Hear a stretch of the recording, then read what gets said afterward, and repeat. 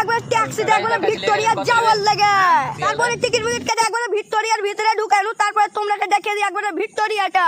আর করে না জি, ঘুরতে মানে খুব চোদন, বুঝতে পারলাম কি ঘ্যামে ট্যামে বরবাদ হয়ে গেছি সব, এখন সব হাত একবারে ছুটতে পড়িয়ে। তারপরে এখান থেকে কি হচ্ছে, চল চল দেখা যাক তো জায়গাটা।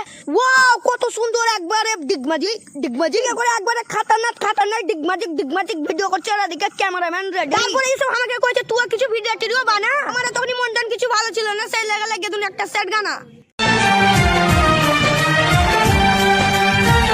मैं दुनिया से चला जाऊं, कभी ना लौट के आऊं, करोगी क्या अकेले तुम बताओ दिलरुबा।